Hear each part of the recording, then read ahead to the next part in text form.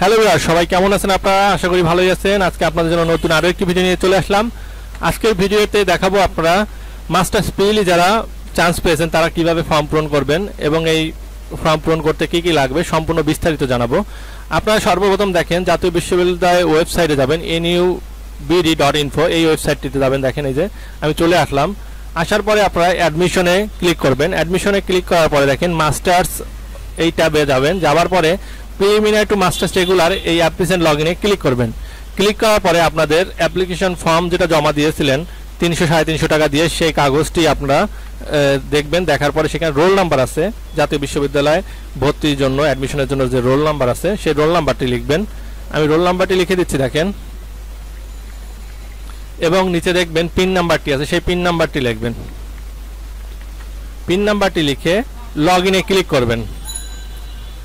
Click করার পরে দেখেন আপনাদের সামনে একটি ফর্ম আসবে, সেই ফর্মটি আপনাদের পূরণ করতে হবে। ঠিক আছে, সো নেটওয়ার্কের প্রবলেম আছে, এই জন্য আসতে লেট হচ্ছে, আমরা ওয়েট করি। দেখেন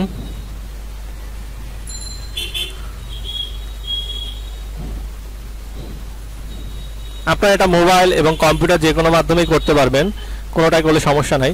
দেখেন, congratulation, you are assign management Azam Khan gov commerce college Khulna according first merit list. First merit লিস্টে এই স্টুডেন্টটি আজম খান কমার্স কলেজে চান্স পেয়েছে ম্যানেজমেন্টে।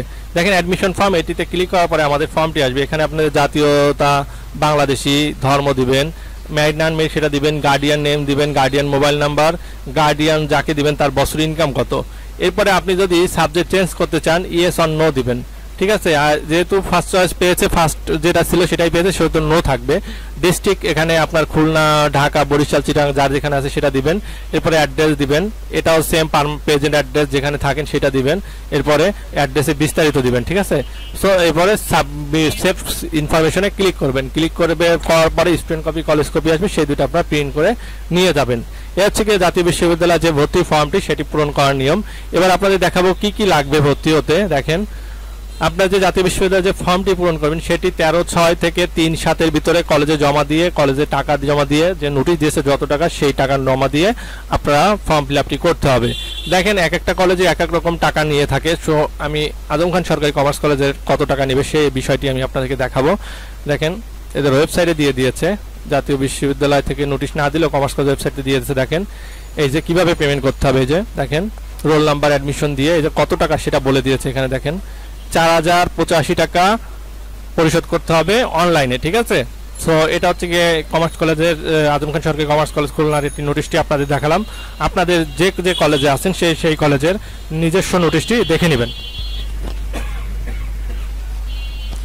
শিক্ষার্থীবৃন্দ দেখে নিয়ে আপনারা সেইভাবে এটা পূরণ করবেন। ঠিক আছে, সো এই ছিল আজকে ভিডিওটি। আরও কিছু যদি জানার থেকে আপনারা কমেন্টে জানাবেন। তো সবাই ভালো থাকবেন, সুস্থ থাকবেন এই কামনা করে বিদায় নিচ্ছি। আবার দেখা হবে অন্য কোনো ভিডিওতে অন্য কোনো দিন। আল্লাহ হাফেজ।